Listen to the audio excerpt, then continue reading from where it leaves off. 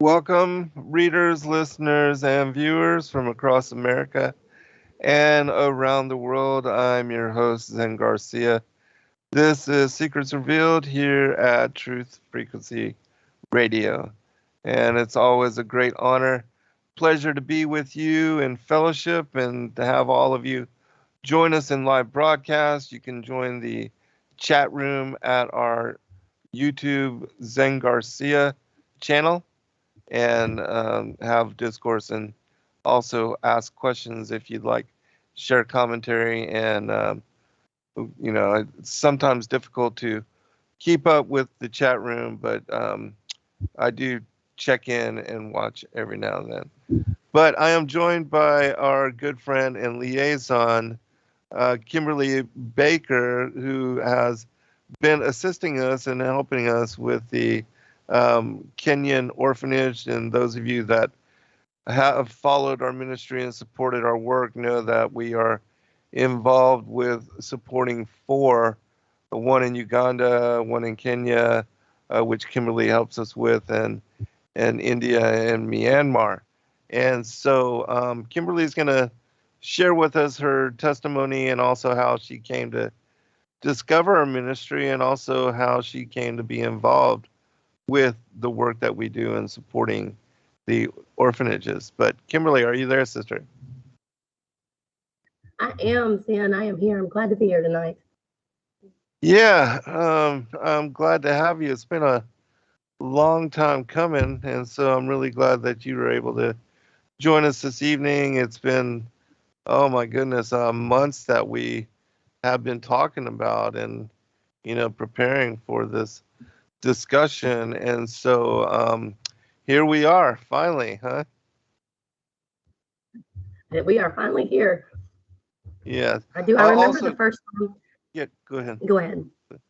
I was just going to say, if you would too, before we get started, give out any contact information and also, the social media links for the KRCH orphanage and all of that. And you can also find images and video, and photos of the children at our Endeavor Freedom INC Facebook page. The different groups and the different orphanages do post video and also photos there for updates so that people can see the progress of what's going on. And certainly Robert has come a long ways, and he will be joining us at some point to speak about that as well. But let me turn it back to you, and then we can move forward. Okay. Well, in order to contact me, you can just reach me at bakerkimberly@outlook.com. bakerkimberly@outlook.com, and then the children's home. We now have a website. We've been preparing of trying to get a website up and going for quite some time, and I'm glad we were able to get it going for the call today. But it is called Keumbura Rema Children's Home.org. It's KEUMBU and then Rema, REHEMA, children'shome.org. Excellent. And you can donate there. You can donate there. You can see pictures. You can ask questions. It's actually pretty neat. We just got it up and running.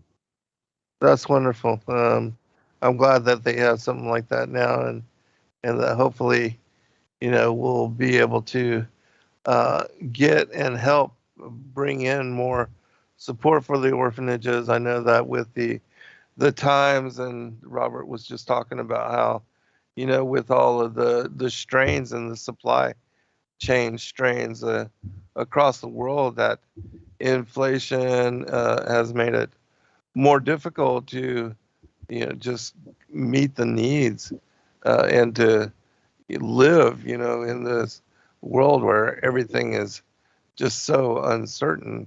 But we will get to all of that at some point. But let's start with you and just kind of touch base on what's going on with your life and how things have been in, the past, 2 years since we've been kind of dealing with all of the insanity of, just the pandemic and It's all. been Yeah. interesting. It's been interesting. Things for me have actually kind of taken a turn. The, the last time you and I talked, I was living in Louisiana. I'm now in Arkansas. And I have gotten a piece of property out in the country, and we are building a farm. We are Awesome. trying to figure out how to live off the land. And it's called Yaw's Place. It's 13 and a half acres, and we've got live water and creeks out here, and we're just going to, we call it Yaw's Place. We just believe that it's probably going to be a place of refuge somewhere in our future. Oh, that is awesome.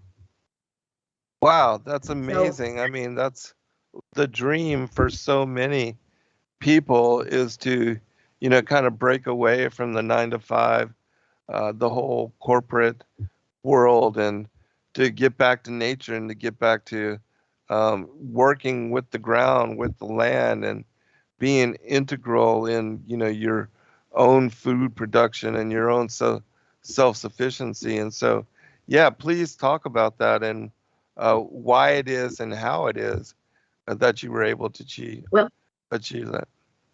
well, I don't know anything about farming. I'm going to learn. But when we've worked with Robert, you remember, you guys helped get his first chickens, remember?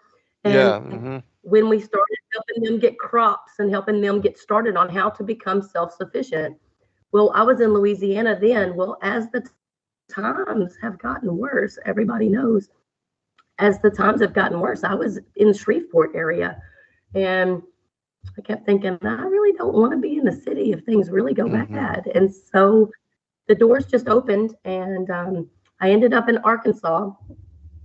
And my husband, my second husband, and we were able to, he came in and was like my Boaz and just lifted me up. Nice. I was a single mom.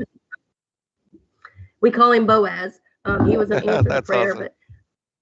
but he just kind of came in and swept me and my family up, and I told him that I wanted to be out, and God just gave him the opportunity to do that. So we bought 13 acres out here in the country, and I don't know, we're just getting started. We haven't even been here a year yet, so we will be starting our first crop season this spring, and we're just going to go from there and see what happens. Awesome. That's fantastic. A second thing that has happened over this time is, I'm going to talk about how God opened my eyes to your ministry and opened my eyes to Torah and to the deeper things of the word that I didn't know before in the church.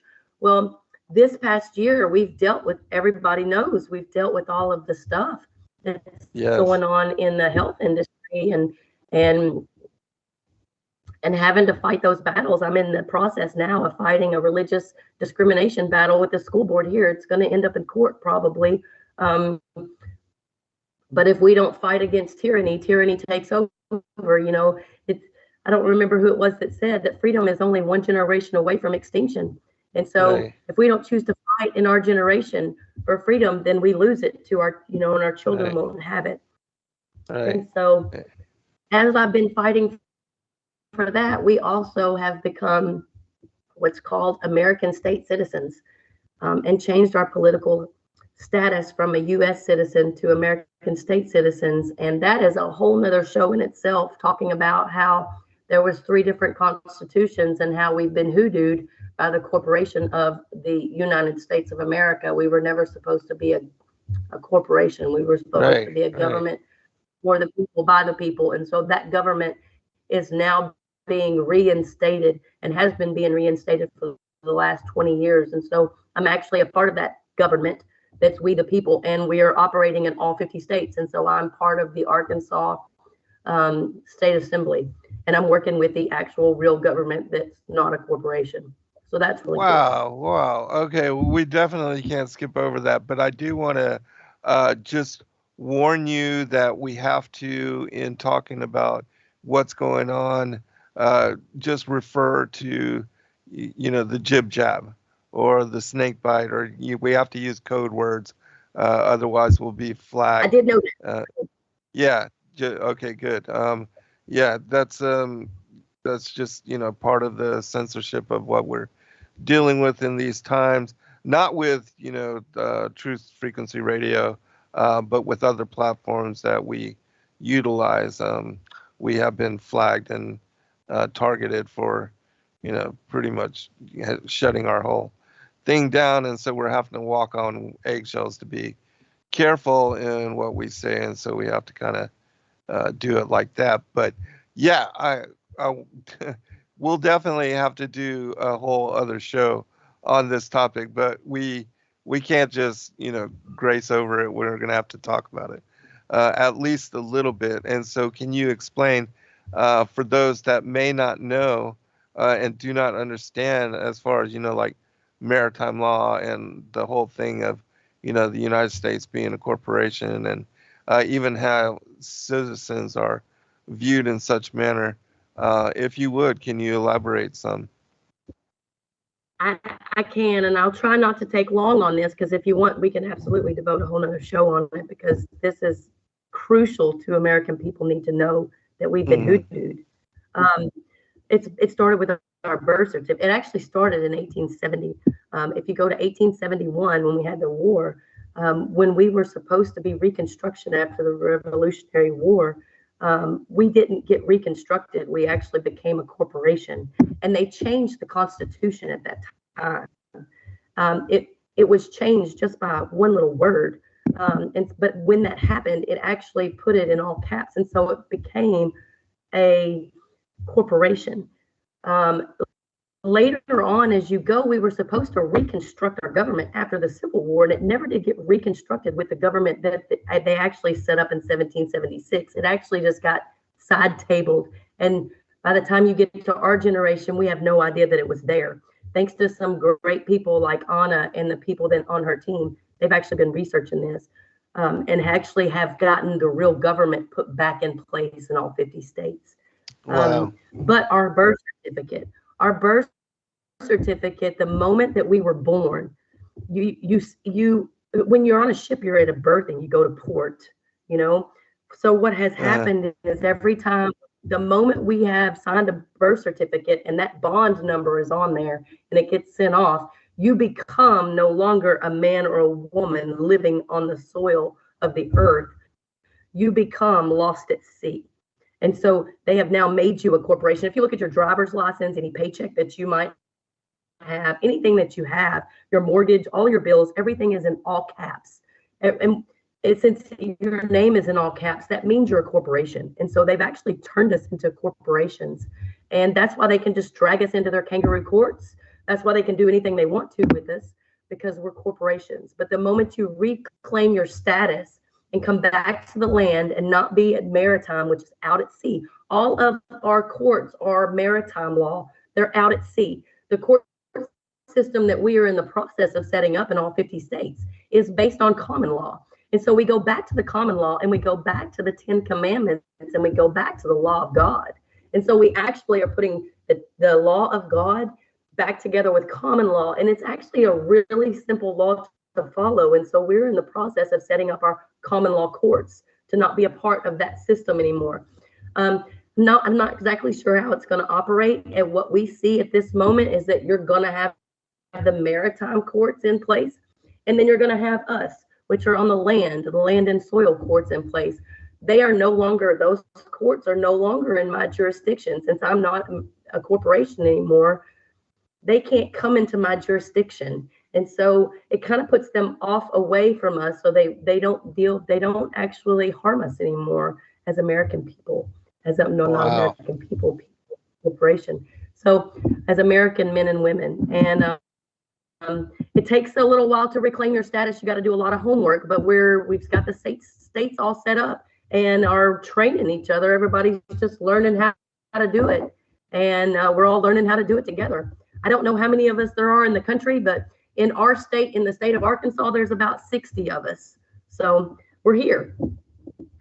Wow, that's amazing. And I applaud you and all those that are in the process of standing up for your sovereign rights and declaring yourself independent from, the matrix and the illusion of it.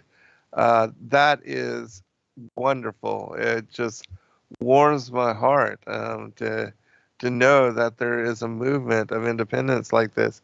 I feel like it's the whole Revolutionary War all over again, just in a different manner. But if you would, can you, for those that might be interested in looking up information or finding, looking up to more, just to know more, if you could mention, I don't know, websites or videos that they might look at, or even if you would, do you mind sharing your contact information for those that might want to, ask you a question about this later?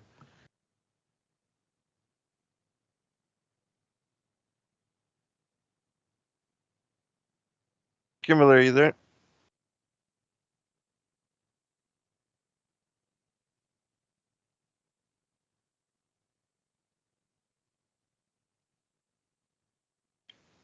Hmm. We are not hearing you.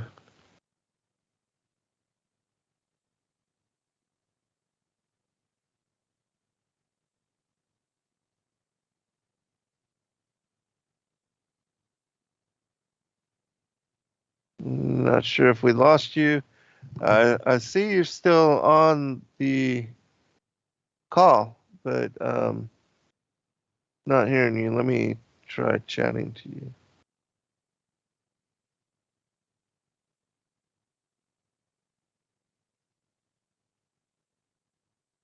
Kimberly,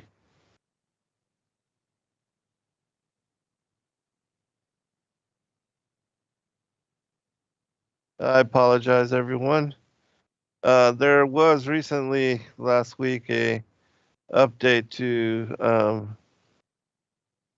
uh, one of the platforms that we use, and it has caused some problems. And so hopefully,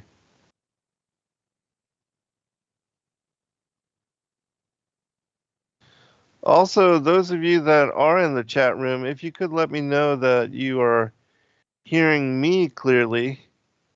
I want to make sure that it's not my. Uh, okay, great. Thank you, son. I appreciate you, son. Um, and so I'm not sure, but hopefully we will be able to get Kimberly back onto this call. And also with this new updated platform, I'm not sure how to remove and re-invite individuals. Robert just joined us. Robert, are you there? Yes, yes. Okay, great. We're waiting for Kimberly to jump back on the call. I'm not able to hear her, but I'm glad at least you were able to come in and join us on the broadcast. Robert Nyamwangi, did I say that correctly, Robert? Nyamwange. Nyamwange. Okay. Yeah. Okay. Robert is from Kenya and is the head and runs the orphanage out there. And he is the one that Kimberly has also been assisting and helping us with in contacting her. All right, she just dropped off, and so hopefully she'll jump back on the call because we're not able to hear her.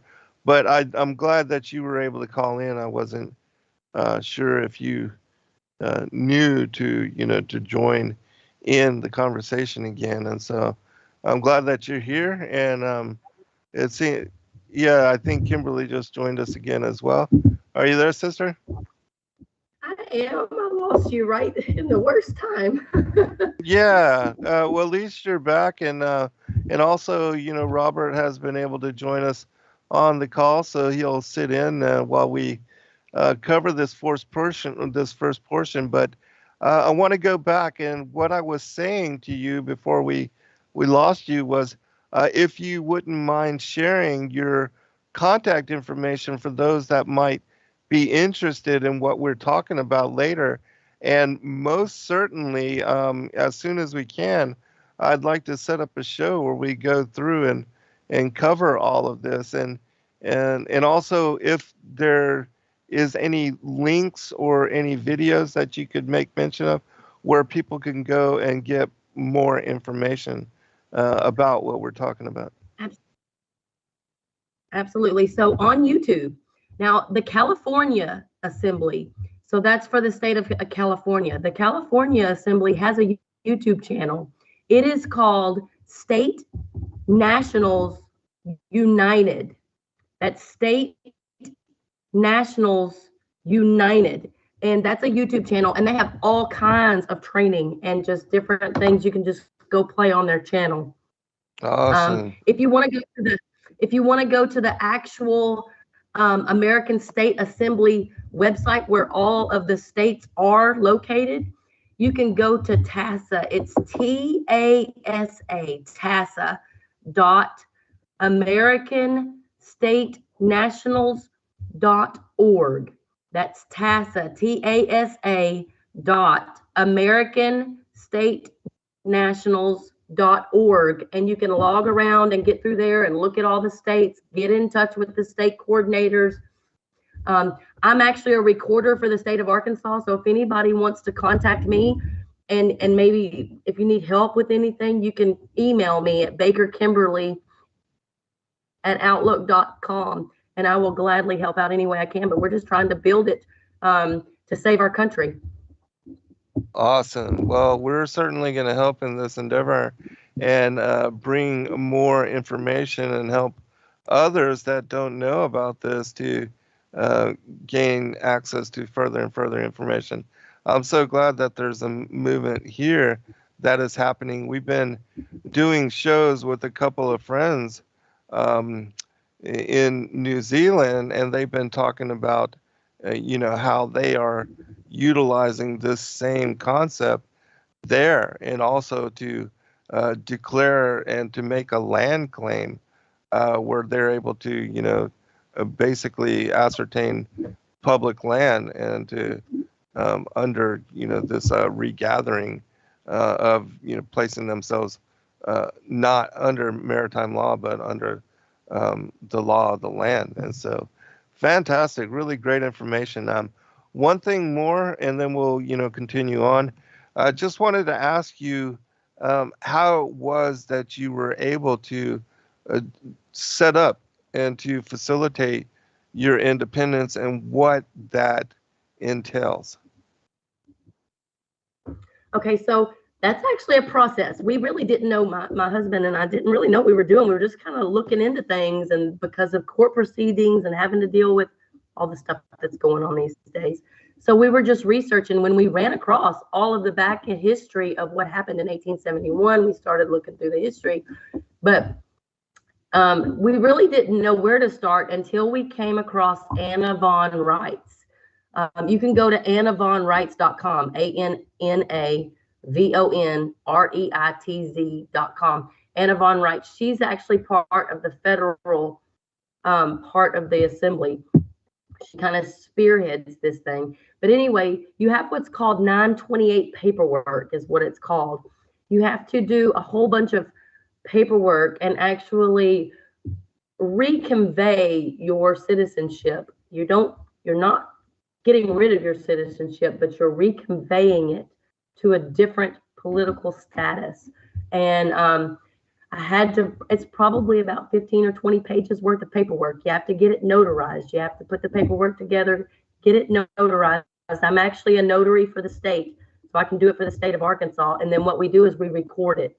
The difference between a U.S. citizen and a national citizen is we record everything. We were never supposed to register anything. We weren't supposed to register our houses, our cars, our births, our marriages, and none of that was supposed to have been done. We're supposed to record it. So then we go and we record it. And I'm actually a recorder too, and record for the state of Arkansas.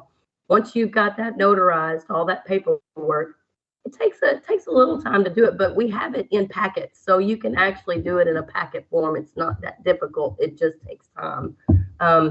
And then once you do that paperwork and have it notarized and we get it recorded, then you can get what's called an American State Citizen Card through the government, through our government, and you will have hunting license. You'll have a lifetime hunting license, lifetime gun license. All of that is part of it, and so that's not difficult. It just takes time to do. Wow, that's amazing. I'm very, very much interested in this, and yes, we are definitely going to do a follow-up, and I'm sure that the people in the listening audience, because when we did the shows with well,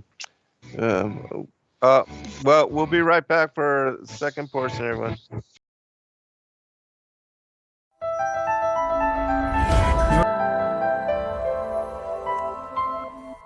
As a bookstore for truth seekers, it's our goal to make ancient manuscripts which were once held captive by secretive institutions available for public consideration. In our generation, where wisdom has increased as Daniel the prophet foretold, we have access to many of the testimonies our early church brethren were persecuted for preserving. After being hidden for centuries, these manuscripts have been leaked from various sources throughout the earth, and it's our goal to gather these sources into printable form to make available for all who seek the ancient way. If you're looking to deepen your studies of the biblical narrative, find these ancient manuscripts and more at sacredwordpublishing.com.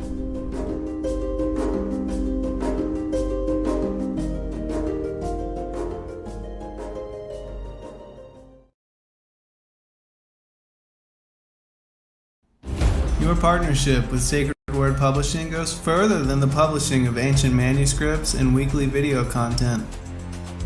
You also make a huge impact across the earth in orphanages in Myanmar, India, Uganda, and Kenya.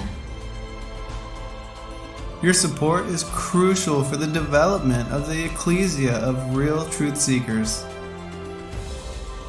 We thank you for joining us in hosting Secrets Revealed, Momentary Zen, the Digital Readers Club, Ask Me Anything series, and other shows that have helped lead so many to the truth of salvation. To become even more involved, please visit patreon.com/sacredwordpublishing, where you can partake in exclusive, interactive, patron-only content and help us continue shining the light of love in this darkened world.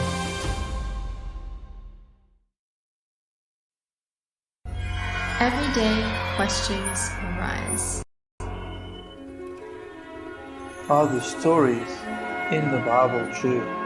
What if I told you that there are hundreds of confirming witnesses, which give intricate detail to the stories in the Bible?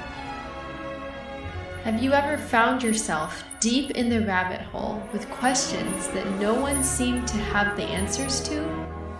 Check out swpcalendar.com to see when to join us next for our Ask Me Anything series with author and researcher Zen Garcia, as he sheds light on the mysteries which have us all searching together.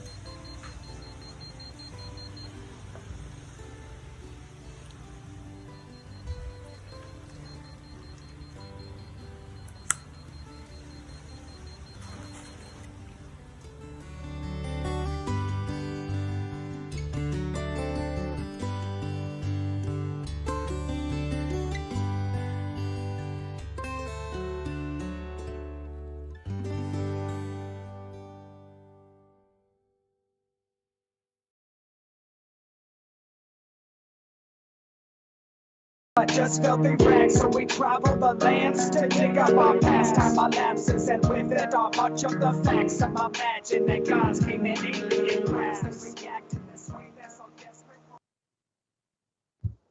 All right, welcome back, everybody, for a second portion. I was just saying before the break there that the shows that we've done with Kylie and James about liberating from the Matrix has drawn a lot of interest in.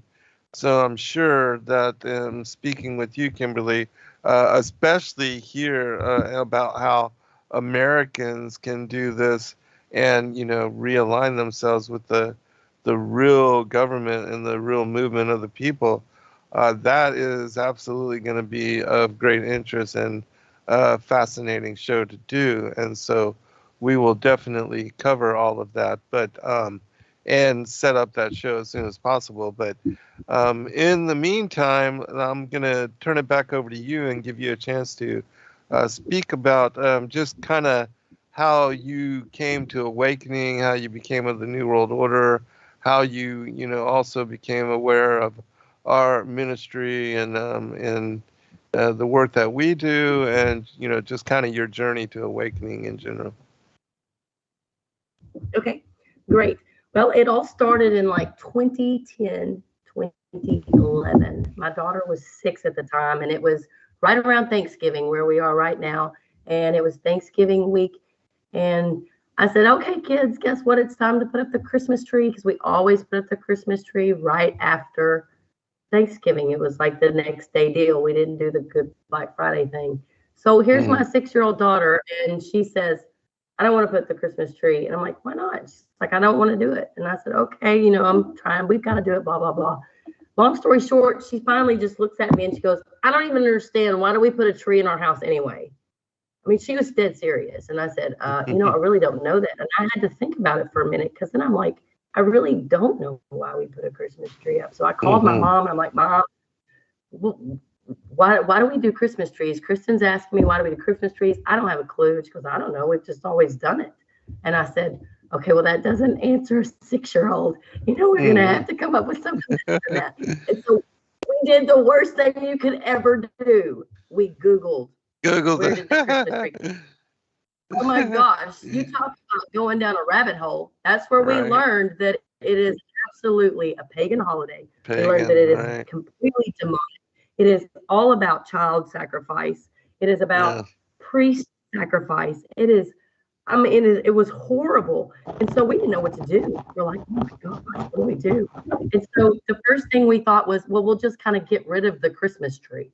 You know what I mean? So the next year we didn't do the Christmas tree, because everybody does Christmas. Well, when we did that and got rid of the Christmas tree, the following year it was like, this doesn't work. We're just going to have to throw the whole thing out. Well, that was it.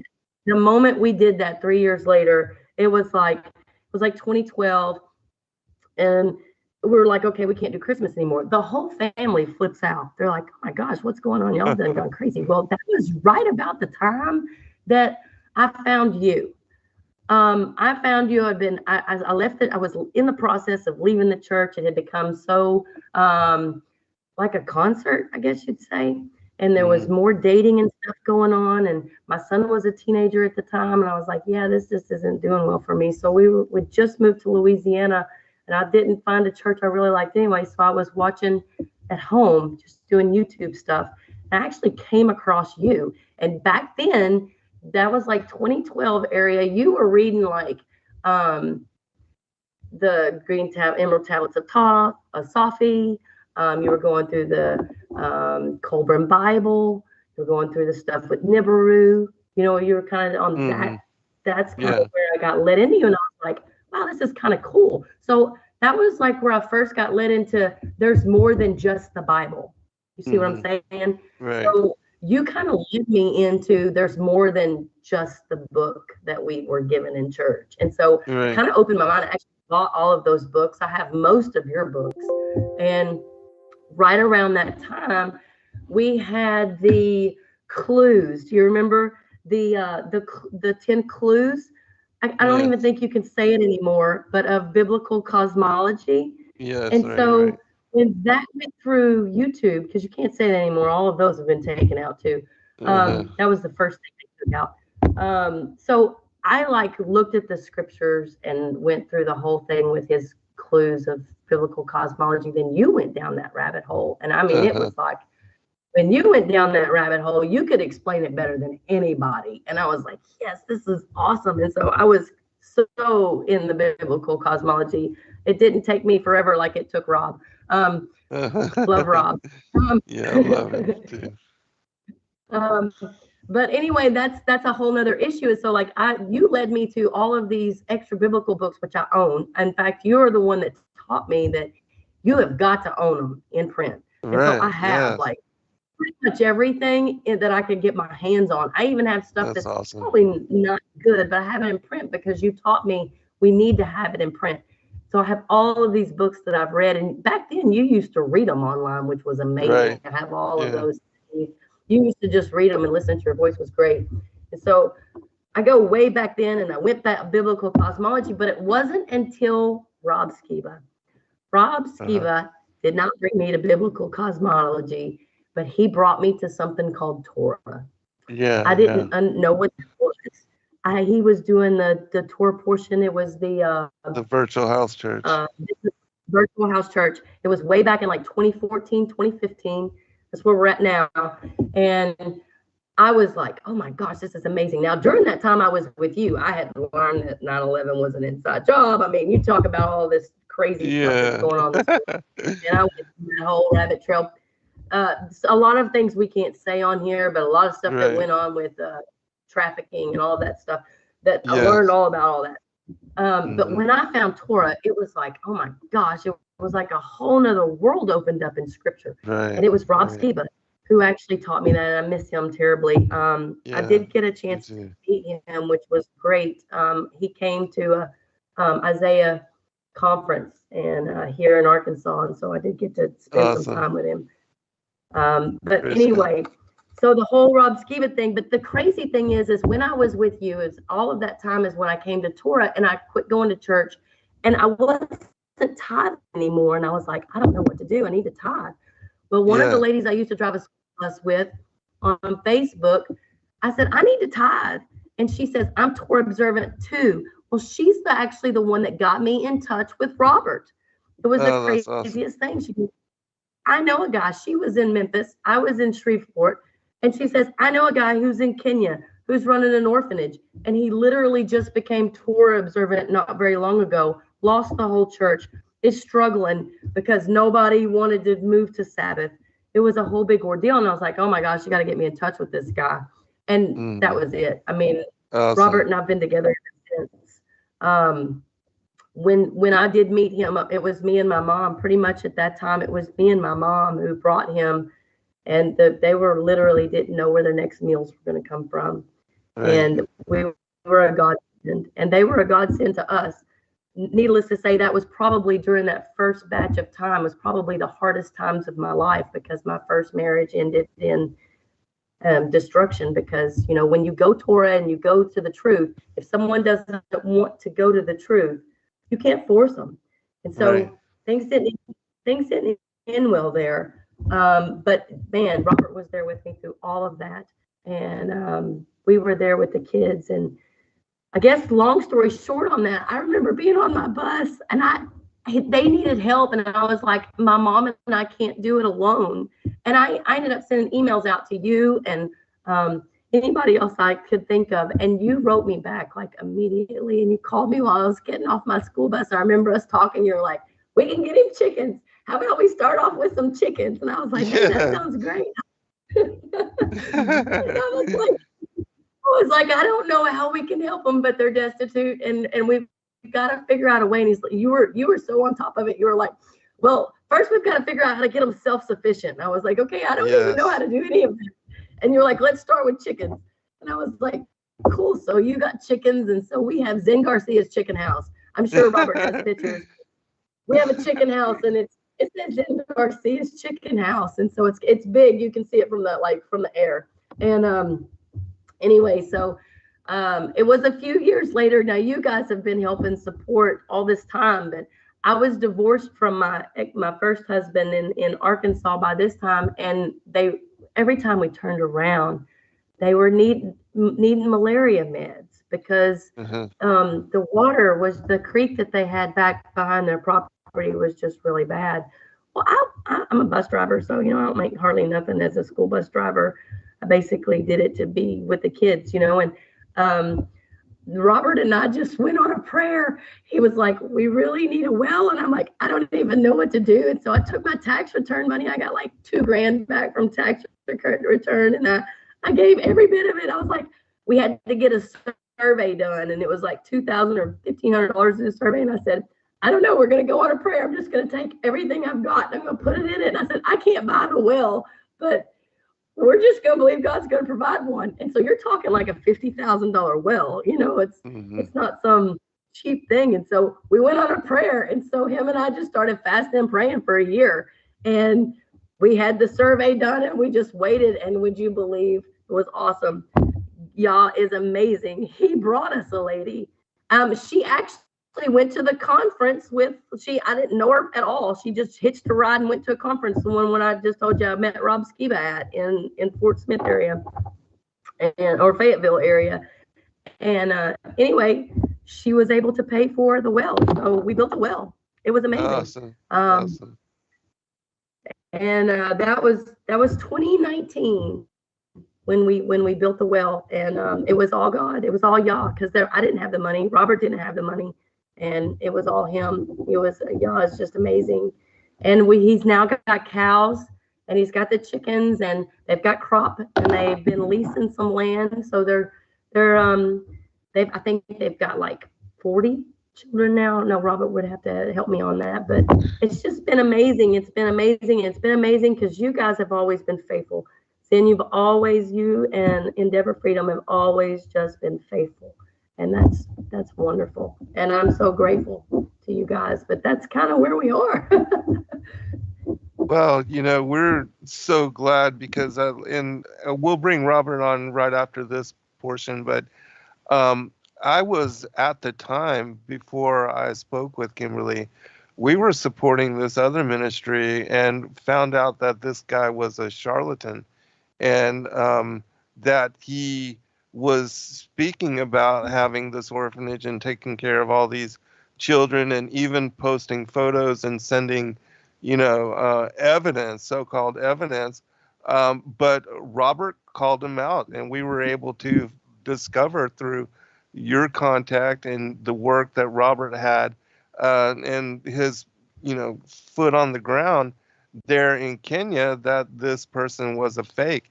And so we completely shifted and removed our support from them and, dedicated. And we were so glad to discover both you and Robert and that this was something that was real and something that we could get behind and something that we could support and help from the, to build from the ground up. And the whole thing of the chickens, because at that time, Robert was asking for us to donate so that he could buy individual meals for each one of the children.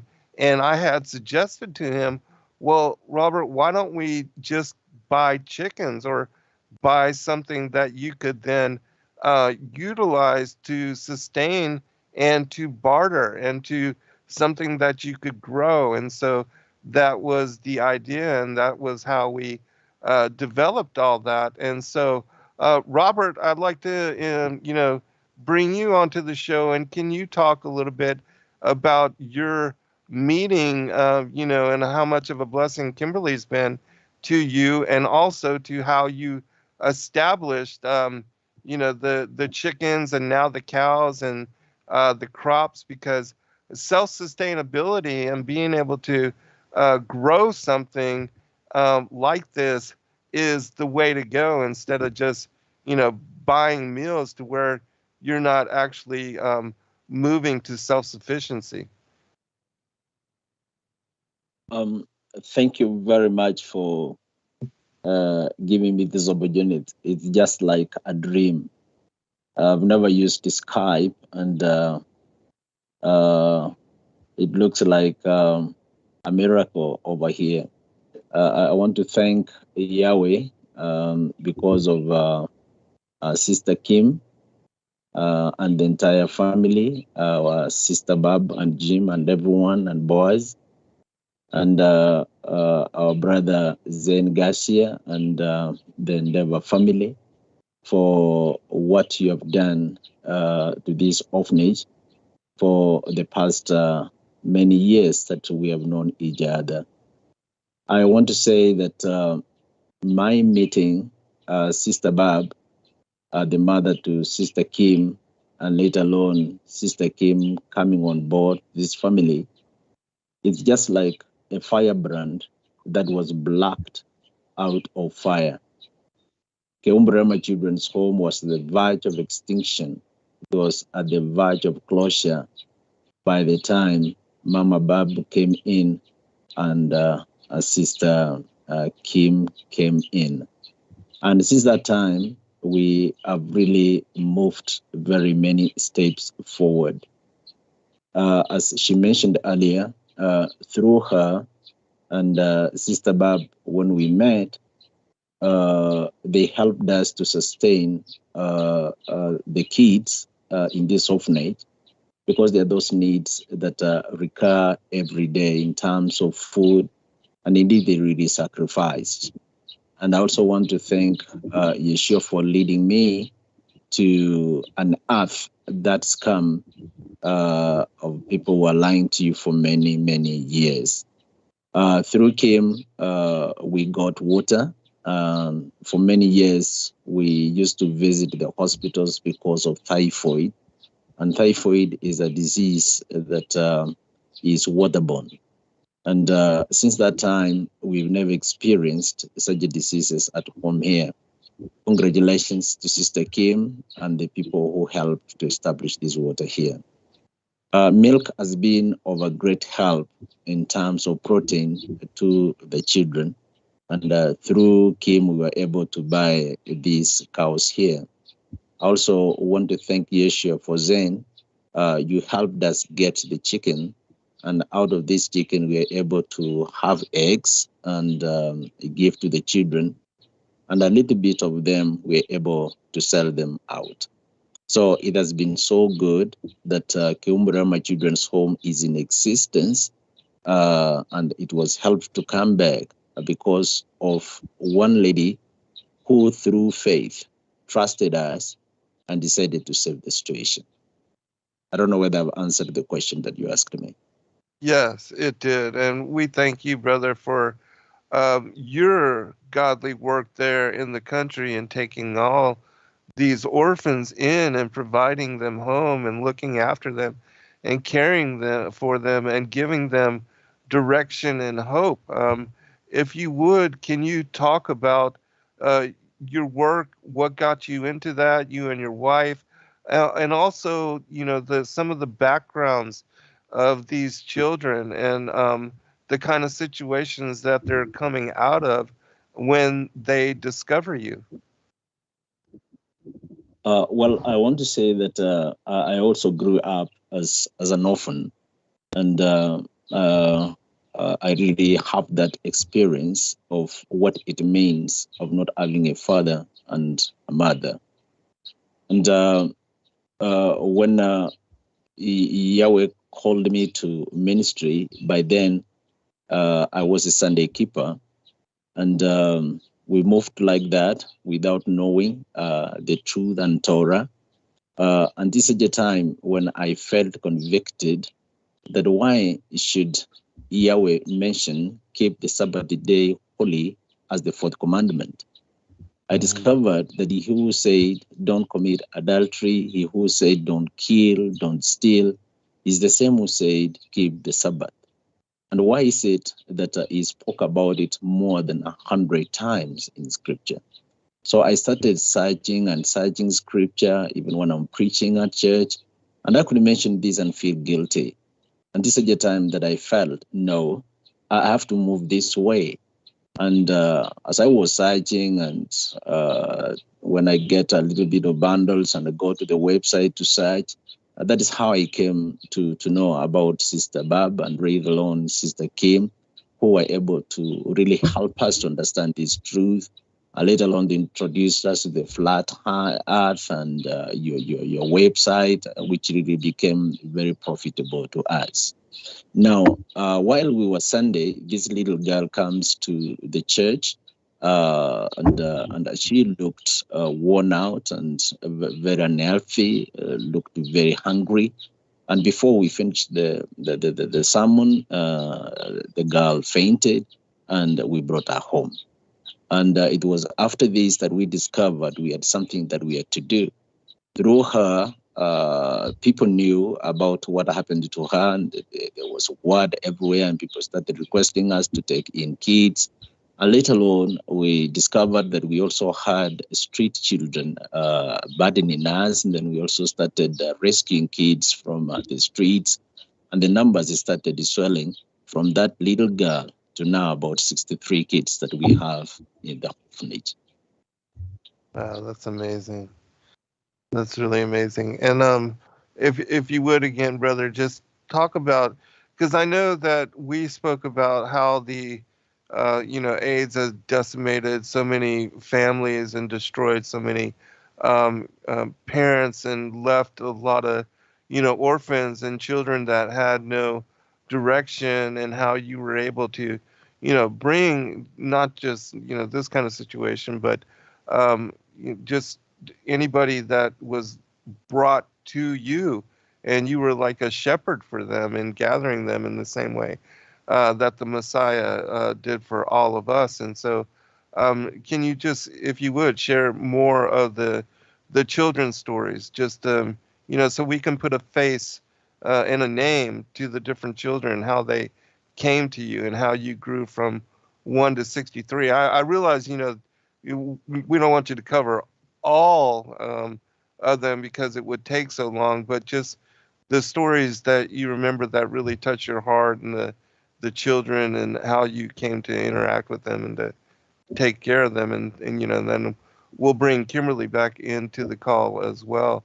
And the first time you guys, because Kimberly, I believe you went over there at one time as well, but we'll get to that in just a second. But Robert, if you can share any stories about the children, that would be awesome. One story that I want to mention here is about Kelvin. Kelvin was born into a family of a father and mother and one sister. Then one morning, the father sends him to the shop. Then when he comes back, he sees something like blood in the house. As he enters, he finds his father raising the machete to cut him. Then he ran away, only to discover that the father had cut the mother's head. And because he disappeared, he also committed suicide.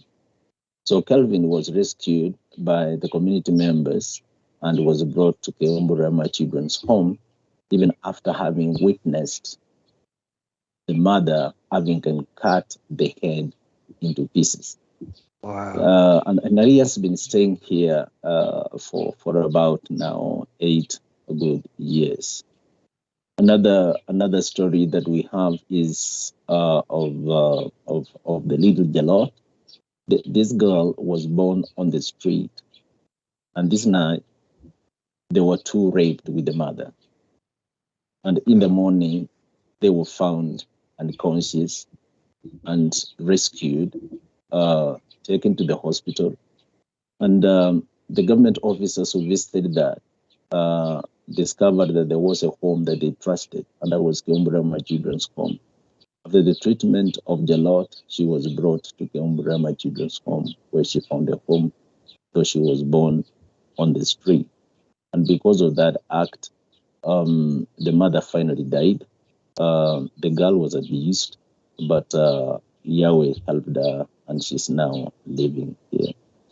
Another story is of Moses and Amos. These are 2 brothers. They have no home except the street where they were born. And I met Brian, who is a brother to Amos and Moses, and I really loved him. and created that relationship with him. And unfortunately, before I could bring him home, he was beaten up by the police in town at night. And when I visited in the morning, I was told he was in the hospital, and 2 days later, he died. But I followed the two brothers, Amos and Moses. I found Moses in the morning, and he really loved me, and he really wanted to get out of the street. And I brought him home, and at night we went to look for the other brother. We looked for him, and we found him, and the two brothers were brought to Keumburema Children's Home. So many stories, so many stories. Hold on, everybody. We'll be right back for a second.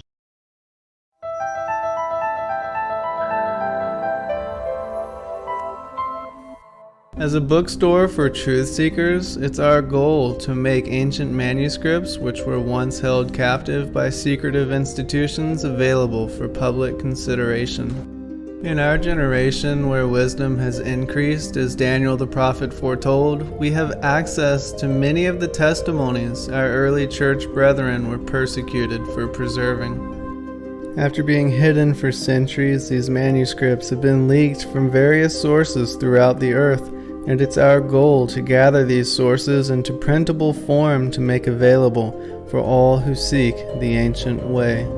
If you're looking to deepen your studies of the biblical narrative, find these ancient manuscripts and more at sacredwordpublishing.com.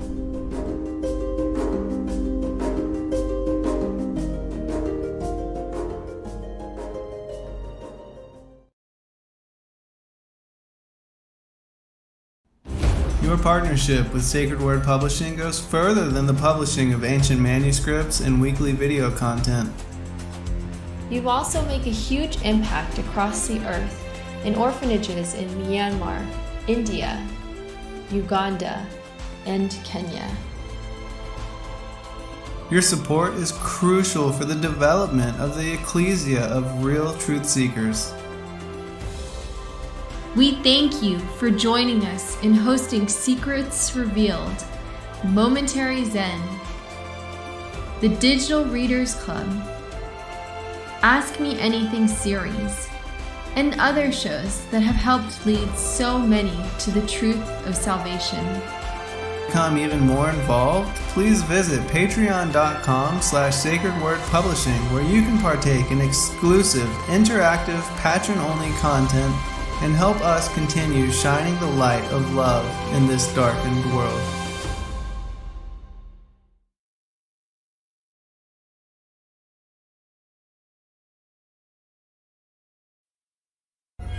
Everyday questions arise. Are the stories in the Bible true?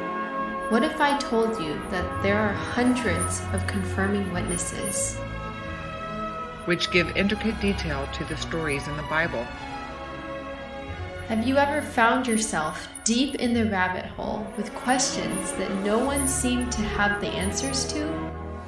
Check out swpcalendar.com to see when to join us next for our Ask Me Anything series with author and researcher Zen Garcia, as he sheds light on the mysteries which have us all searching together.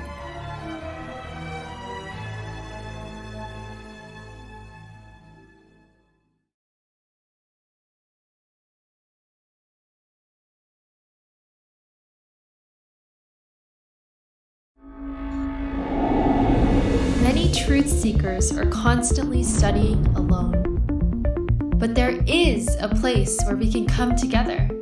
The Digital Readers Club is our online ecclesia meant for those who've forsaken churchianity, but still want the closeness of a family to study with. Join us every Saturday at 7 p.m. Eastern Time to put together the puzzle pieces of truth scattered throughout the ancient scriptures.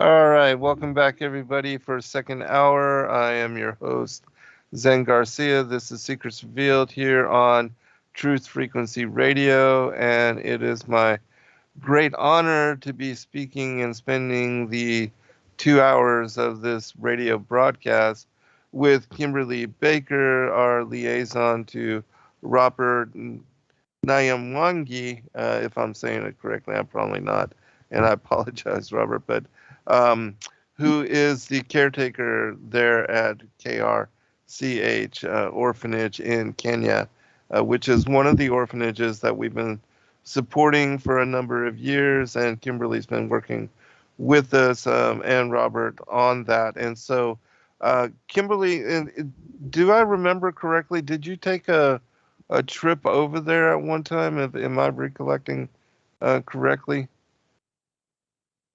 I have wanted to go for very many years, and Robert every year is just trying to pray me in. And all of this stuff happened, with all the world stuff going.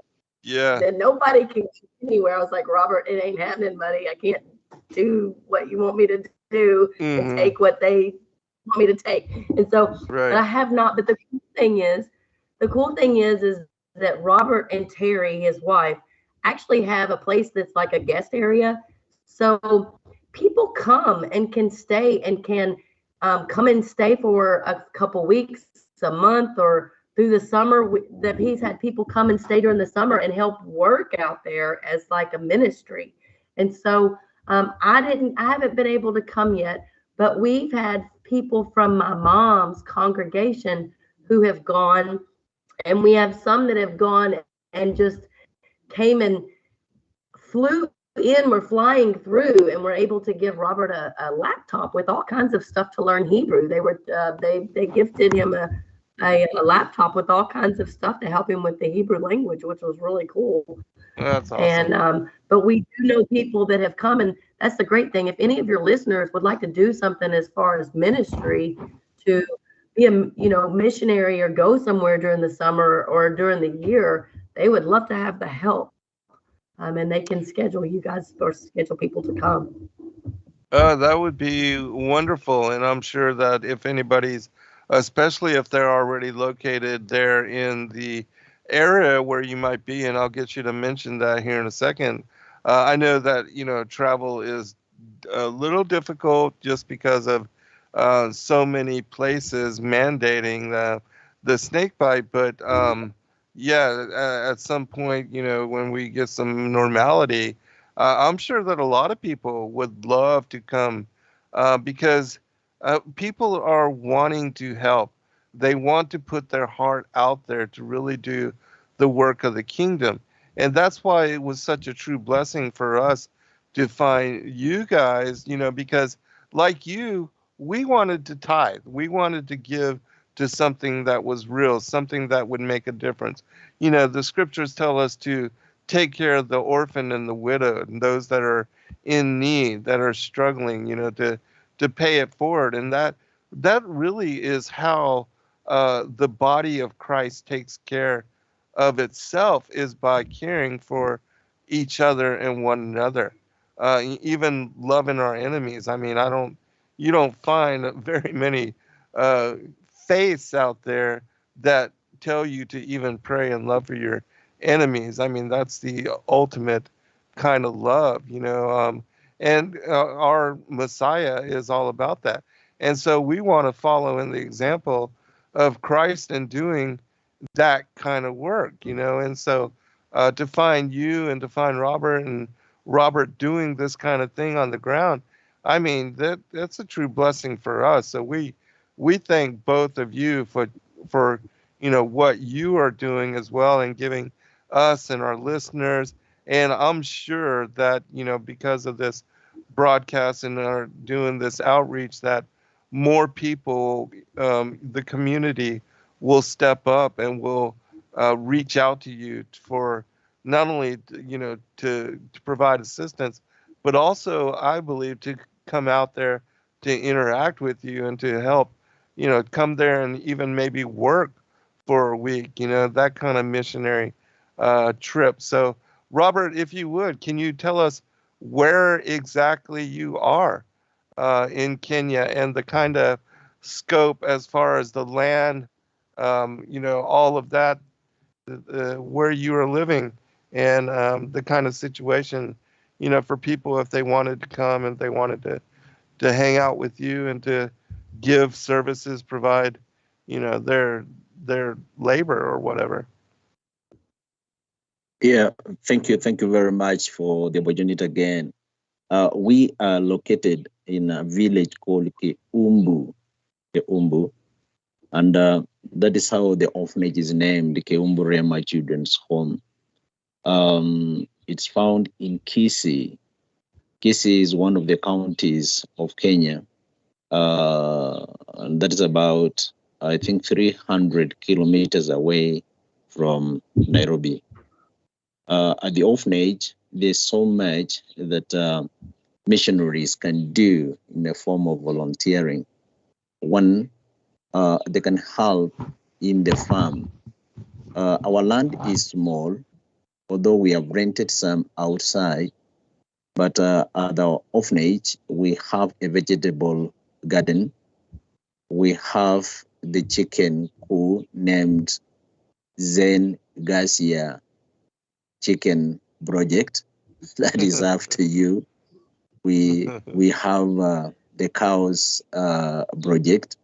The volunteers can help in feeding the chicken and feeding the cows, and they can also help in gardening. At the same time, the volunteers can help in cooking.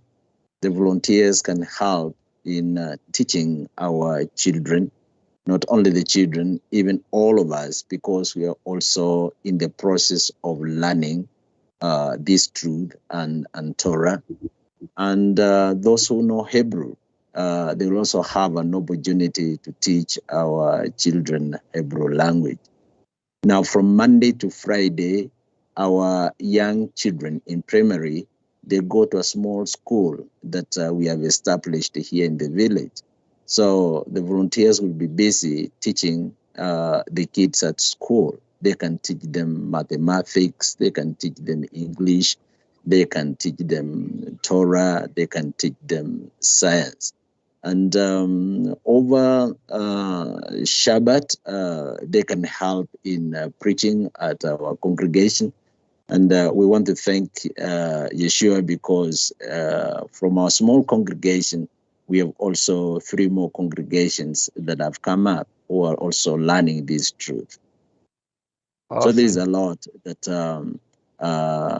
those who will find themselves their way here, they can do. We also thank Yeshua because through Kim, we have water, so they will have no problem with water, and they will also have electricity and Praise accommodation God. as well. Yes, thank goodness for the water, the clean water.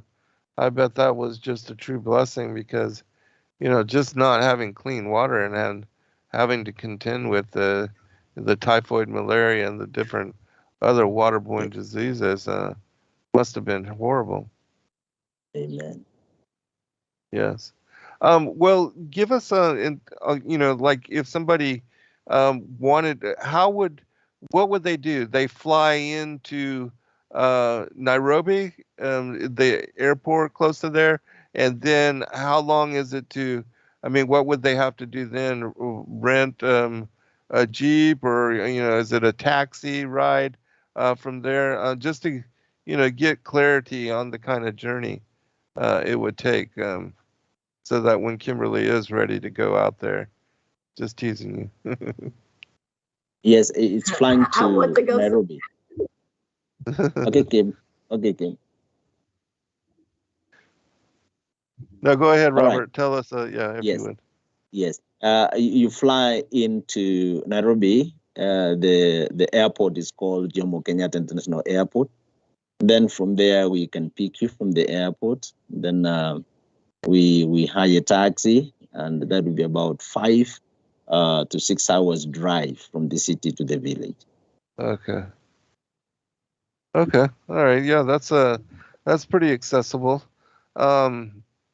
Well, we'll go back to you here in just one after this question here, Kimberly. But I wanted to ask you, Robert, and especially since we have this time, what are your needs now? What can the community do to help you? What specifically are you needing as far as outreach? What are you trying to develop? What can we do to support you? Well, we have I think two types of needs here. We've got the one-time needs, and we've those that recur every day. And of these needs, they're also divided, that there are those that we can be able to manage to produce ourselves, and there are those that we cannot be able to manage to produce ourselves. So the one-time needs is just like when a new kid is coming to the home. He may need a blanket, he may need clothes like the kids from the streets, he may need a new bed, he may need a mattress, he may need blankets. And these are one-time needs that take time to be replaced.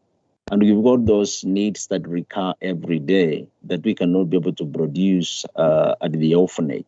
And this is like food, like maize, we cannot be able to produce because our land is so small. Things like beans, things like oil, needs like medication for our kids, and so many other recurring needs that are there every day. Uh-huh. Okay. Let's look at a kind of a as far as land. You say you're leasing land. How much is it there in that area to actually purchase land so that you could grow crops yourself and also not have to pay rent or to lease, but to then put that money to use in other places to sustain yourself better? What are we talking about as far as costs in that regard? Where we live here at the orphanage, land is relatively very expensive because the little that is there has been divided in smaller portions, and it's not easy to get it. And if you get it, it's slightly expensive. But slightly away from here, you can get land, but it depends on the size again. It may range from that is around Kisi and the outskirts of Kisi. It may range an acre and a half. It might be about an acre and a half, might be about between 30 and 40,000 US dollars. And that is where for the lower side. Okay. And where you are now, what is the size of the lot and the place that you are living? And have you thought of upgrading if that is possibility? That is the land at the orphanage? Yes, currently. Yeah, it's almost a half an acre. And Okay. And that is how it's divided. We have got the boys' compound, and I thank him for helping us to build the boys' house. And we've got the girls' compound. Unfortunately, we have not built a house for them. They live in a very funny house at the moment. We also have a small portion for the cows. We have a small portion for the vegetable garden, and that is all how our land is divided, and the chicken coop. Okay. Yeah. Well, then, as far as the girls' house, what would it take to build them?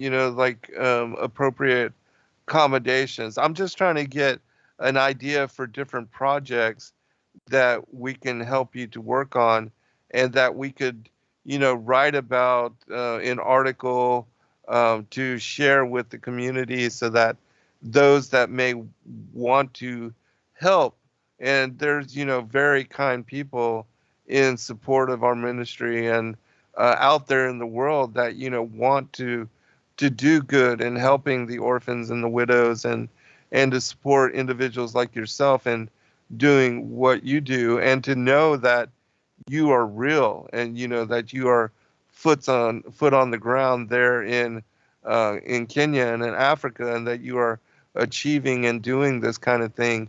How much would it cost to fix the girls' compound and other projects that that you are maybe in need of? You said blankets and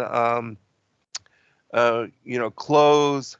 How much is that kind of stuff as well? Because hopefully what we could do is just put together, if people wanted to donate even small amounts for clothes or medicine, or maize, as you said, beans, or even blankets, that we could itemize that and give people an option in their donation. And also know that if you support Robert through Endeavor Freedom, that we are able to give you a tax write-off, so that it's a win-win for not only you but also for Robert, and everything that you donate to us through Endeavor Freedom goes out 100% to Kimberly and then to Robert, and that everything is given directly to the different orphanages that we support. And so I'm just trying to get an idea for people that could support little amounts, medium amounts, large amounts, to cover the full spectrum. So if you would, kind of tell us about blankets, clothing, the maize, the beans, the food, things that even like if you were to get other cattle or, more chickens, I don't know, anything like that, or, goats or sheep, or I don't know.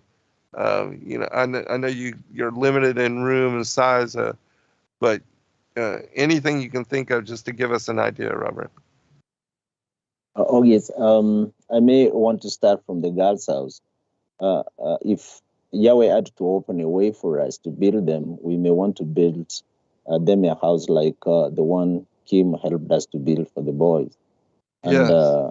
We used about 27,800, I believe, $1,000. That is building the dormitory and their dining hall.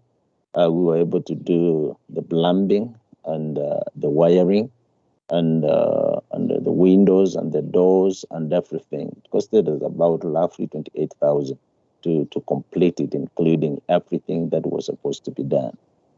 Now, the beds we have are wooden and they're broken. We were desiring that if Yeshua opens a door for us, we were to make metal beds. Metal beds, they last as compared to wooden beds that break. You build them today, after 1 month, they're broken, you have to repair them. And one bed is a bunker bed, that is double bed, down and up. It will cost us 10,000 shillings, that is about $100. $100, yes, for one. So to build 63 beds for all our children, that is 63 multiplied by 100, that will be about 6,300 US dollars. For the monthly food, what these kids can eat, that means if we're able to give them 3 meals a day, we always approximate could be about $2,000. That is for that is the lesser part because of the inflation. It could be slightly higher than that. We also have a problem with these high school kids school fees, and that is we have 14 of them in high school right now, and yearly school fees for the high school is about $800 US. Right now, you've got arrears in this high school, and at times the kids are chased out of school, they go back, and something like that. Now, for the blankets that you talked about and clothes, these are actually one-time items that we purchase when they're worn out. Now, one blanket here costs about $700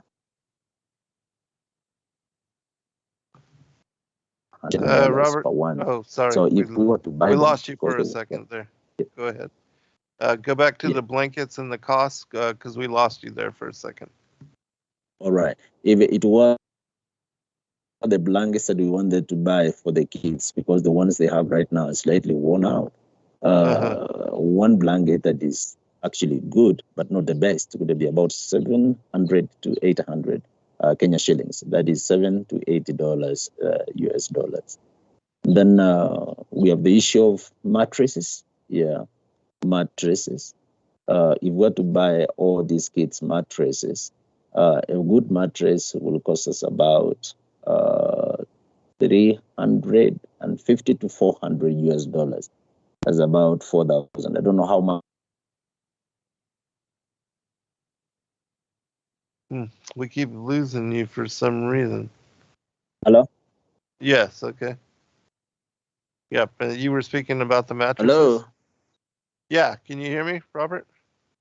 Yeah. Yeah. I can hear you. Okay, yeah, good, a mattress is about 4,500 Kenya shillings. That is about 405 US dollars. That is one mattress. So for the 63 kids, it's going to be about, I don't know, you can help me in mathematics. Then yeah, I'm not you so also good with that. you also talked about us improving the chicken house.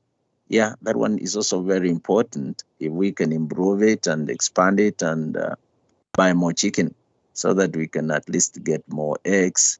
I don't know actually how much it will cost. That one I'll have to ask.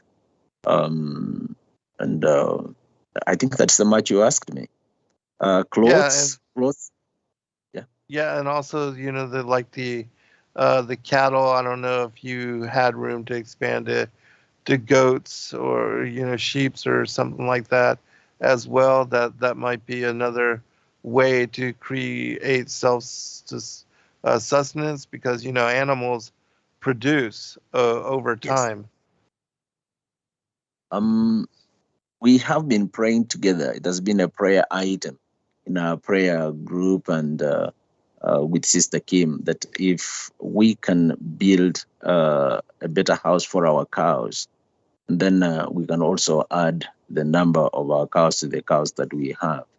And roughly, we were looking at the cows house, and we discovered it can cost us about 3,000 US dollars. You can build a good house for the cows. So if we build a good house, let's put it at 5,000 US dollars, a good house that will have also a house for the babies, the cow babies and something like that. And after building that house, and now the cows that we have in a good environment, would be very sure that even the babies can grow, so that multiplications can be there. So if we can get about 5,000 US dollars to build that house, that will be a good step forward. Okay, great. With the various projects that you've made mention and the things, I would think that if you could prioritize expanding, like the chicken house and also the situation for the cows, that you could increase the numbers of your cattle and your chicken, and then you could either sell those or have more production with regard to milk and eggs. That would help. And also in bartering, and then that might also generate income for you to be able to do some of these other things as well.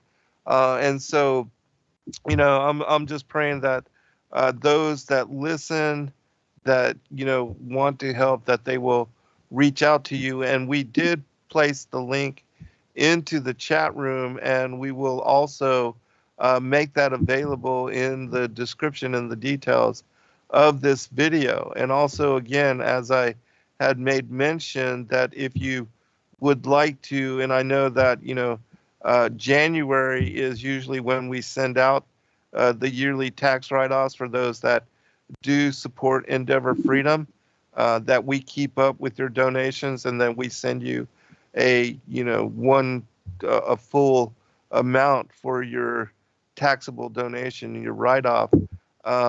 So if you'd like to, let's make a push to try to help Robert and the orphans there in Kenya, and see if we can make a difference. And I know that we can, and so let's see if we can make this happen. All right, we'll be right back, everyone, and the final segment.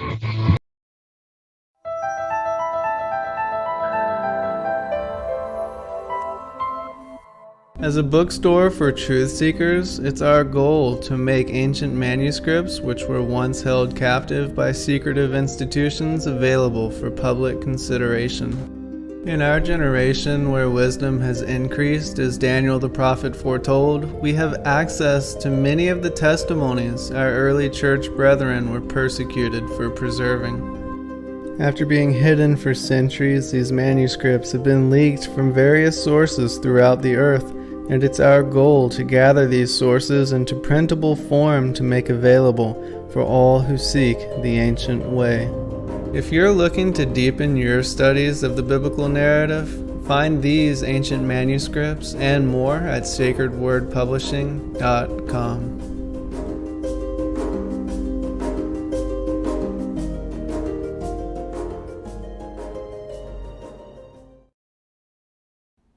Your partnership with Sacred Word Publishing goes further than the publishing of ancient manuscripts and weekly video content. You also make a huge impact across the earth in orphanages in Myanmar, India, Uganda, and Kenya. Your support is crucial for the development of the ecclesia of real truth seekers. We thank you for joining us in hosting Secrets Revealed, Momentary Zen, the Digital Readers Club, Ask Me Anything series, and other shows that have helped lead so many to the truth of salvation. To become even more involved, please visit patreon.com/sacredwordpublishing, where you can partake in exclusive, interactive, patron-only content and help us continue shining the light of love in this darkened world.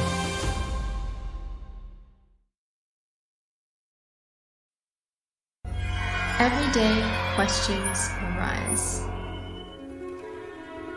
Are the stories in the Bible true? What if I told you that there are hundreds of confirming witnesses, which give intricate detail to the stories in the Bible? Have you ever found yourself deep in the rabbit hole with questions that no one seemed to have the answers to? Check out swpcalendar.com to see when to join us next for our Ask Me Anything series with author and researcher Zen Garcia, as he sheds light on the mysteries which have us all searching together.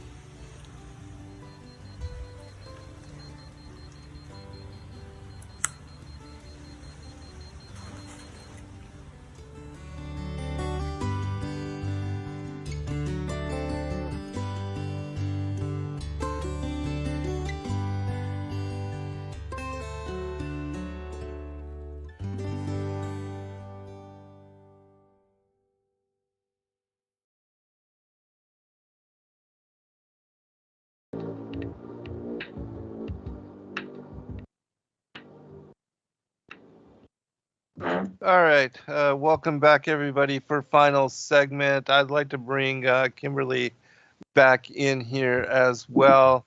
And Kimberly, if you would, can you give out your contact information once more? Because you are the one that, sends the funds to Robert, and we, send them to you after we receive donations from people through Endeavor Freedom. If you would, just share your contact, your links, social media, whatever that you'd like to, make public here once Okay. more. My email is bakerkimberly@outlook.com. That's bakerkimberly@outlook.com. I'm on Facebook too, but like I have really not been on Facebook much. I like don't hardly ever get on there anymore. So it's really not good for me to just say that because I won't answer you. I've really just kind of turned Facebook off the past few years. So I do everything by email. I probably shouldn't have, but when they started taking everybody out, and I just kind of let those things go. But most people can catch me through my email. Yes, and also the link to the KRCH Orphanage is Now, Oh, go ahead. No, you go ahead. Now the link to Robert, he has a Facebook, but the KRCH also has a Facebook page as well. And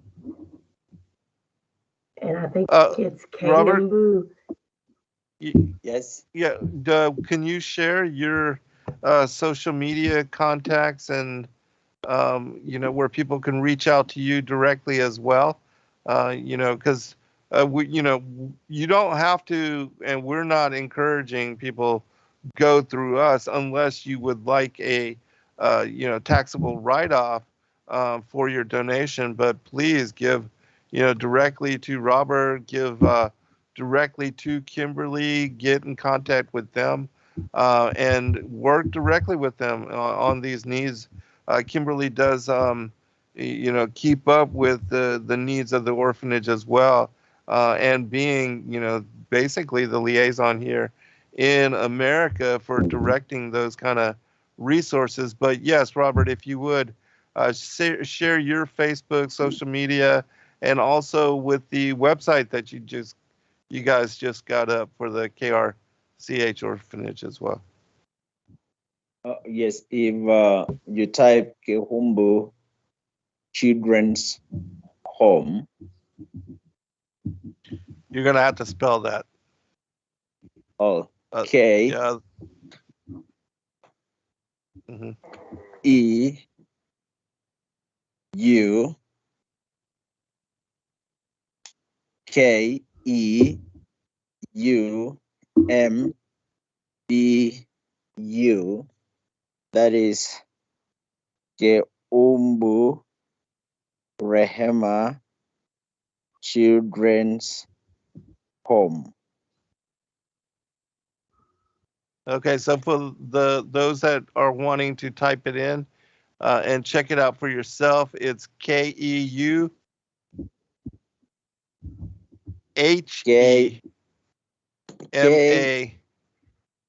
Children, CHILDRENS Home HOME.org. Let me repeat again. For the website, it's Kehumbu Rehema Children's Home. That is the website. Kehumbu Rehema Children's Home. Let me repeat it. Kehumbu Rehema Children's Home. KEUMBU.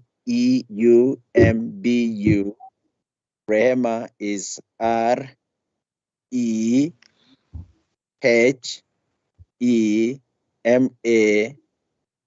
Children's Home.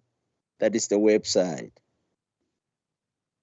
And like I said, we will have the link for that in the details and the description of this video. So you can check there if you're not able to find it in the the Google search or typing in the taskbar. But Also, Robert, your personal email and your Facebook, anything you'd like to share that nature as well. Yeah, the email is PST, that's abbreviation for pastor. PST Robert Nyamwange at yahoo.com. You should probably spell the last name, your full. NYAMWANGE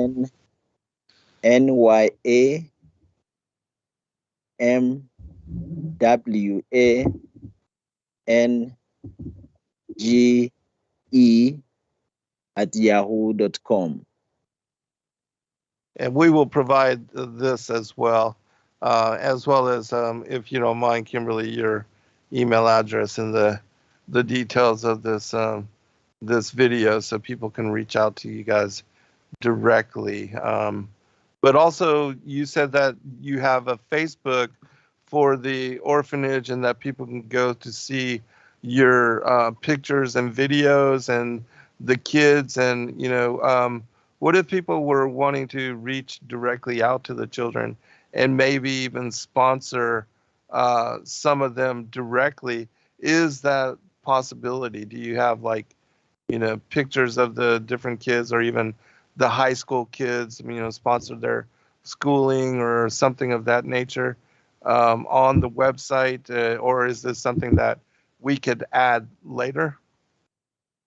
Yeah, in the website, we've got that information, and we've got Keumbu Rehema Children's Home as a page, Facebook page. Keumbu Rehema Children's Home Facebook page. Awesome.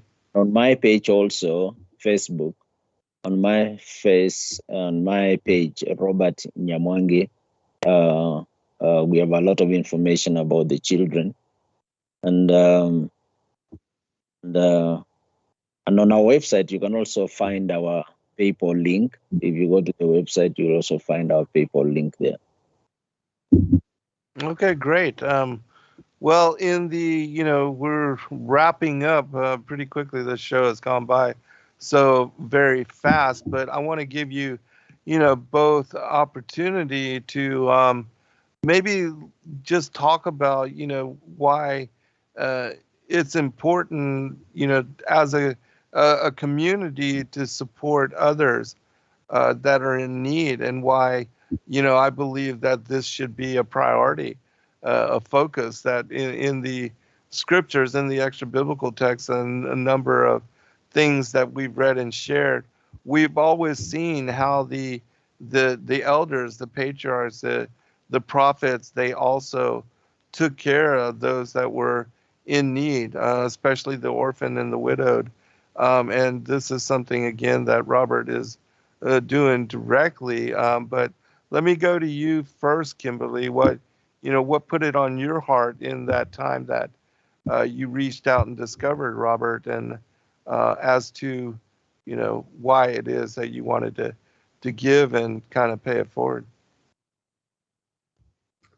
Well, for me, I guess being raised in the church, I was always raised to tithe, and that if we give, then you can't outgive God. That was one thing my mom had always taught me, is you can't outgive God. And as I was growing up, I would watch her give to people. She'd give people groceries. She'd take them to the grocery store. If somebody needed something, I don't know. It's just, my mom always had the way of, people would come across her path. It reminds me of Abraham, and it reminds me of our patriarchs in the Old Testament, because people would just come across their paths and they would help. And that's what I saw in my mom. And so I've always wanted to do the same thing. And when I see someone, I help.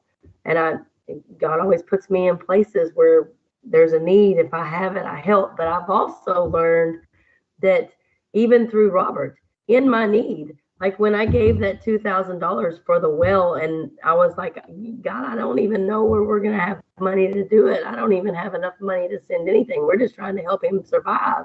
At that time in my life, I was rubbing pennies together to pay my bills. But the crazy thing is when you help somebody, I gave all that I had to help in that matter. But during that same time frame, we were praying and fasting, and I had people that didn't even know me that were coming and giving me food, and were coming to give me groceries and coming to help me out.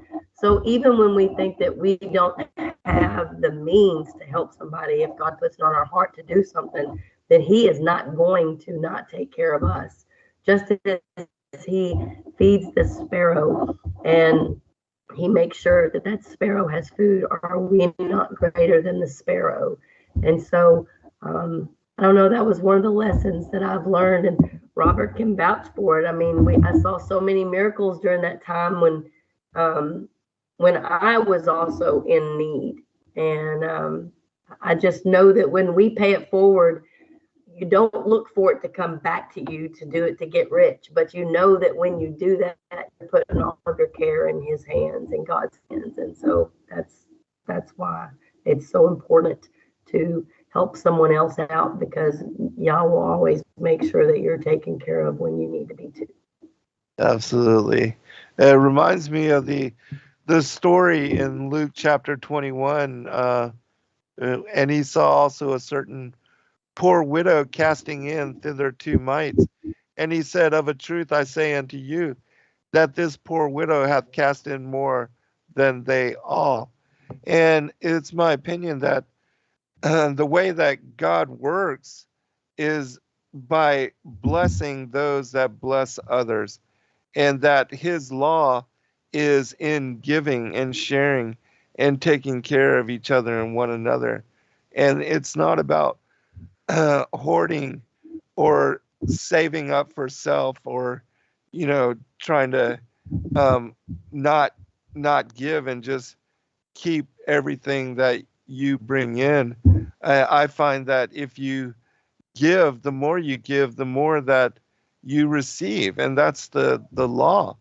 That's truly the way that the kingdom works. And so we see this in nature. Nature manifests bounty and provides for everything without asking or requiring us to do anything. But and so Robert, if you would, kind of tell us about yourself, brother, and why you decided to do this work and to reach out and to help those that were in need in your community. Thank you once more again. To me, it's a calling. To me, it is giving back to the community, because I was once like them. Yes. James 1:27 says, pure and undefiled religion before Yahweh is this, helping the orphans and the widows. So to me, I consider it to be the most pure and undefiled religion, this calling and this ministry that I and my wife Terry are doing. Deuteronomy 15:11. Let me start from 10 to 11. Says, give generously to him and do not let your heart be grieved when you do so. And because of this, Yahweh, your God, will bless you in all your work and in everything to which you put your hand. Verse 11, for there will never cease to be poor in the land. That is why I am commanding you to open wide your hand in your brother and to the poor and the needy in your land. I discovered it is a command that Yahweh has given us. It says in verse 11, I command you to do this. And then I really like Proverbs 19:17. Says, he who has pity to the poor, he lends to Yahweh, and in due time he will reward him. So I discovered that when you do this, you are doing it on behalf of Yeshua. It is Yeshua who could have done it, but you're doing it on his behalf. And he says he will surely reward us. So to me, it is pure and undefiled religion before Yahweh. To me, it is giving back to the community, because I once was like them. To me, I know we will exchange this for a trophy. It's not in vain. and our life will have meaning when we change a life of someone who is in need. Absolutely. I fully agree with both of you. And, my heart is in that same manner. I'll be right back. I'm going to take a sip of water real quick. My voice is trying to give out on me.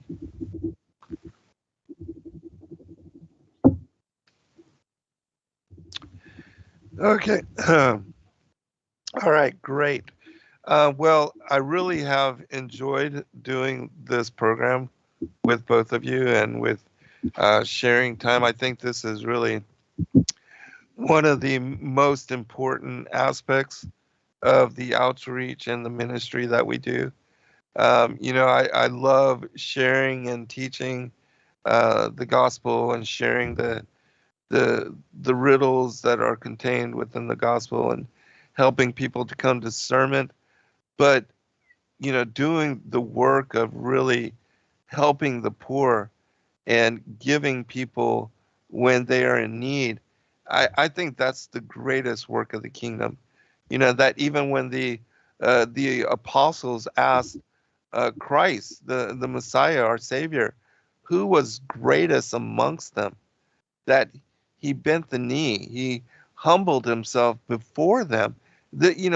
God incarnate in the flesh bent the knee and took a humble position to all of the apostles and began to wash their feet and to show an example, that a foot washer and a shepherd and a fellow brethren and sister in the family of Christ, that we are to do in the example that he portrayed in that action, in that story, to bend ourselves, to prostrate ourselves, to give assistance, to help even travelers, wanderers, people that are coming through the land, to provide them meal and shelter as Abraham did, and then telling them about the truth of the Most High, but just providing a service where we're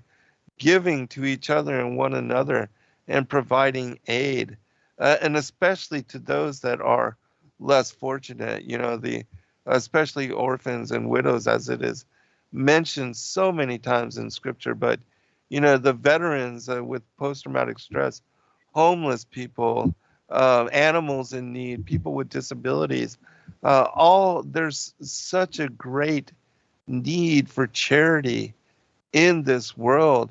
And I believe that the calling of our faith is that we do the work of that charity, that part of the Great Commission in going forth and sharing the truth of the good news that is salvation through Christ, that it is to share the abundance that he pours out upon us in our everyday lives, because we are so greatly blessed. And I know that many of you, and I want to thank those of you that have reached out, that have donated to us, and that have helped us to help others for so many years and so very long. You've been so very kind to us, and I want to thank all of you. We try to, to reach out and to return and to send a note of appreciation to all of you, but I know there's some that we probably have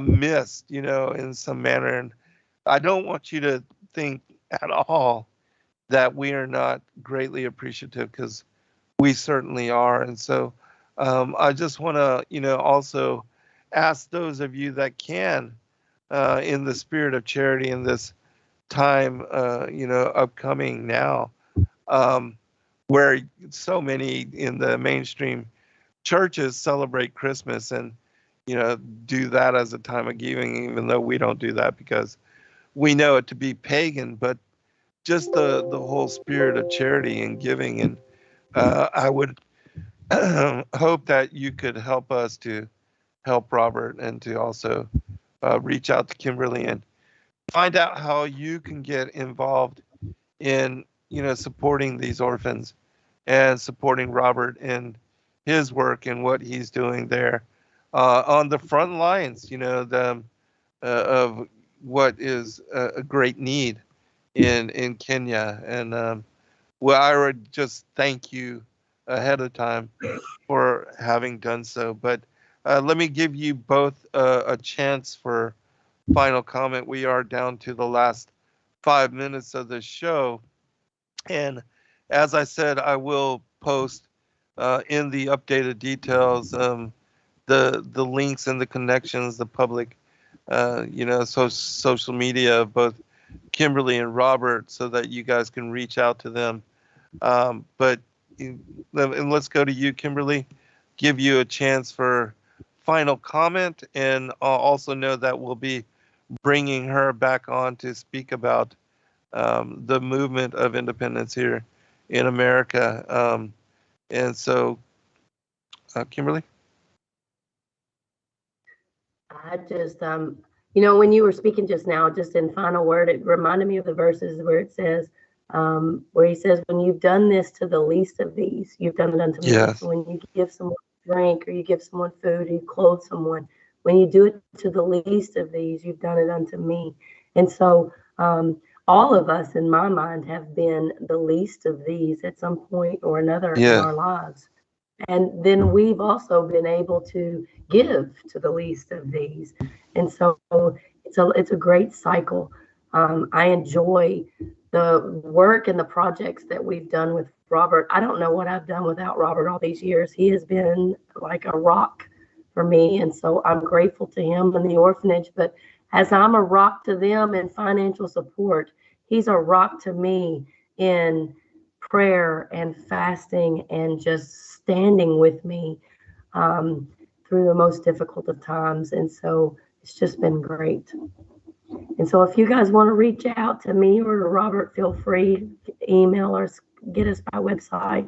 We would love to have opportunity to bring you in the fold.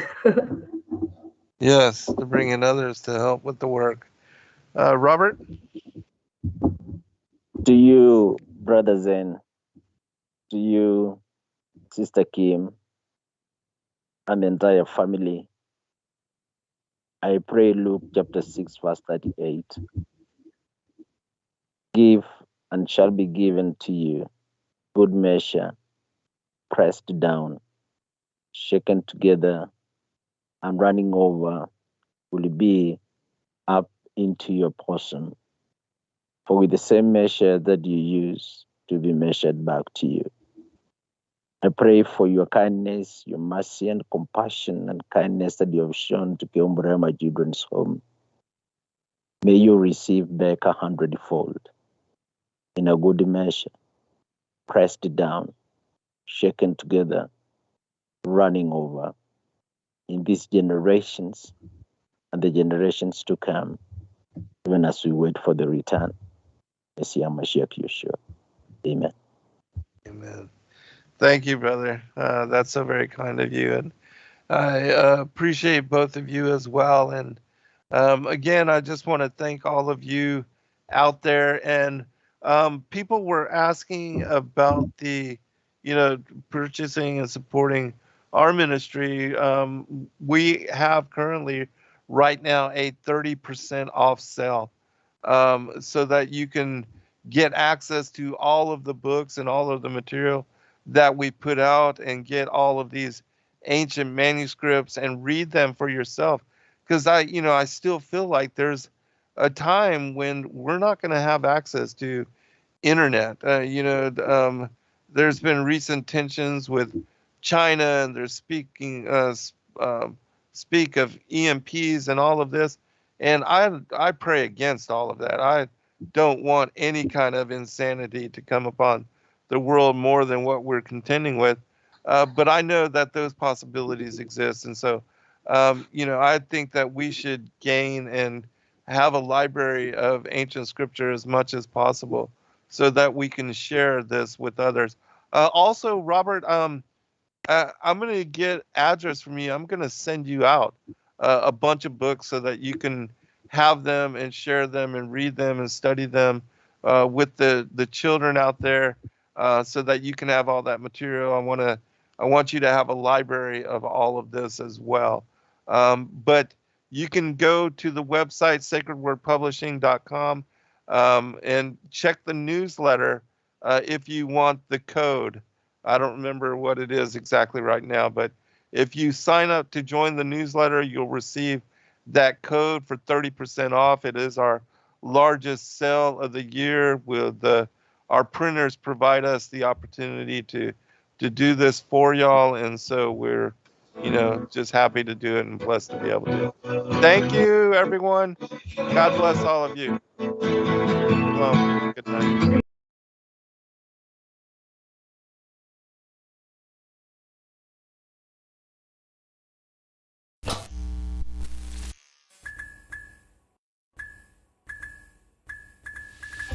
Thank you, everybody, for joining us for this video and this broadcast. We appreciate all of you, and thank you for your patronage.